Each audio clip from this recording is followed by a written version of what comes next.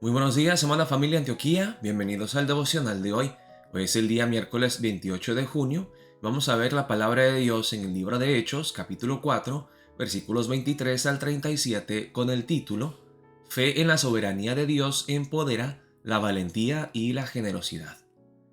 Hoy en día nosotros decimos que creemos en la soberanía de Dios. Decimos que Dios es soberano, pero no vivimos como si Él fuera soberano. Porque nosotros intentamos controlar las cosas. Queremos tener todas las cosas bajo nuestro control. Pero vemos cómo en la iglesia primitiva, los primeros cristianos verdaderamente creyeron en la soberanía de Dios y eso los impulsó a ser valientes y generosos. Los cristianos modernos no somos valientes, somos cobardes. Siempre le pedimos a Dios protección, seguridad. Nadie se atreve a obedecer a Dios dispuestos a sufrir. Y cuando oramos, nosotros no le pedimos a Dios, oh Dios, hazme más generoso, más dadivoso. No, Dios, dame lo mío, yo quiero más, yo necesito más. Veremos la oración de la iglesia primitiva en el pasaje de hoy, que nos sirve como ejemplo de cómo debemos de orar y cómo debemos de vivir como cristianos. Dice la palabra empezando en el versículo 23.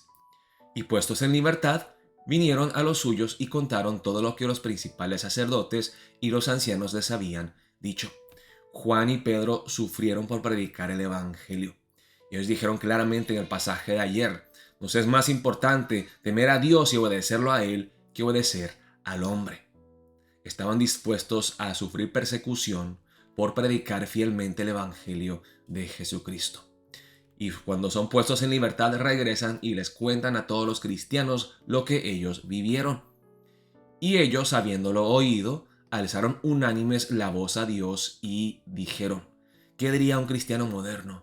Oh Dios, guárdenos de tal persecución, que esto no pase a los demás hermanos.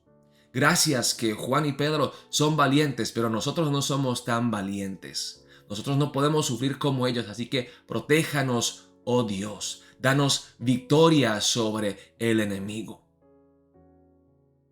Pero ¿qué dijeron estos primeros cristianos? Soberano Señor, tú eres el Dios que hiciste el cielo y la tierra, el mar y todo lo que en ellos hay. Empiezan con la soberanía de Dios. Dios soberano, tú que creaste todas las cosas y tienes el control sobre todas las cosas. No hay ni un centímetro cuadrado sobre la superficie de la tierra, no solamente en la tierra, sino en todo el universo, que no está bajo tu control.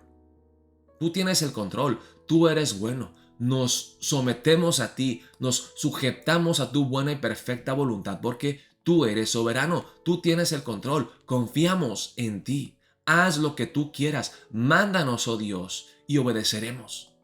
Y sigue, que por boca de David tu siervo dijiste: ¿por qué se amotinan las gentes y los pueblos piensan cosas vanas? Se reunieron los reyes de la tierra y los príncipes se juntaron en uno contra el Señor y contra su Cristo.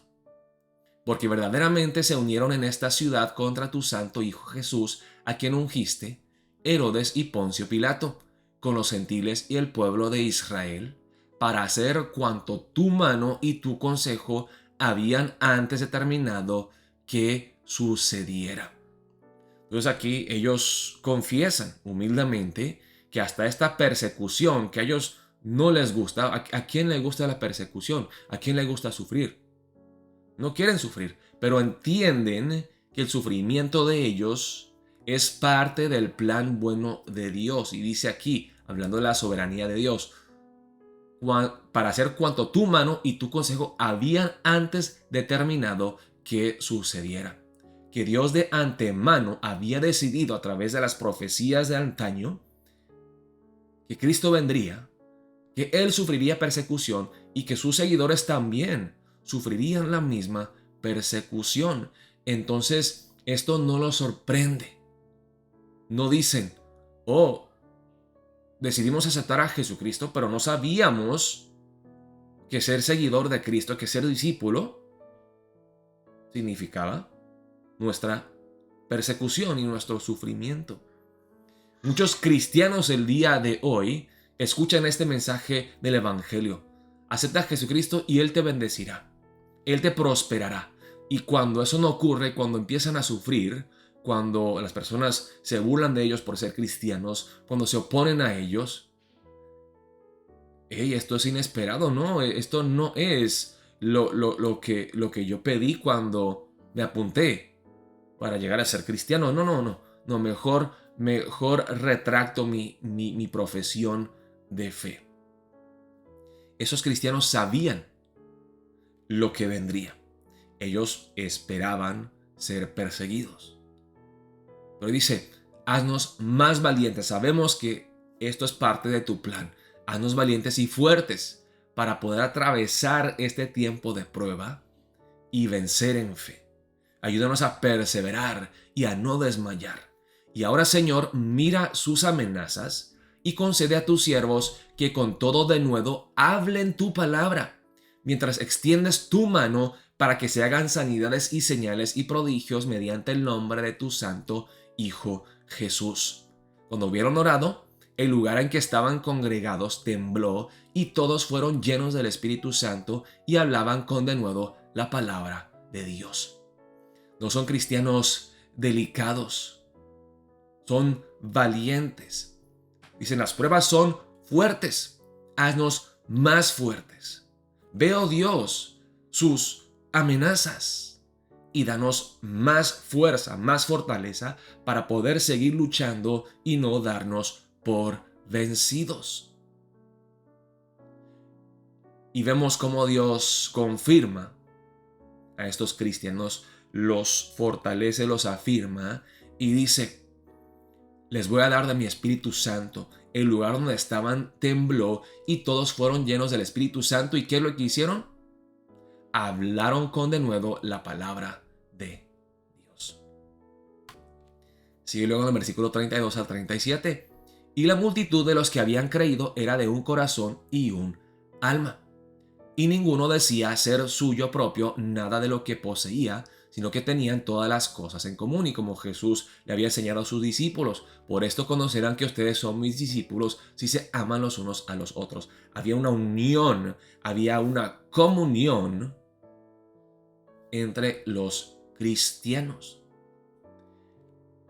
Dice, y con gran poder los apóstoles daban testimonio de la resurrección del Señor Jesús, y abundante gracia era sobre todos ellos. Así que no había entre ellos ningún necesitado, porque todos los que poseían heredades o casas las vendían y traían el precio de lo vendido y lo ponían a los pies de los apóstoles, y se repartía a cada uno según su necesidad.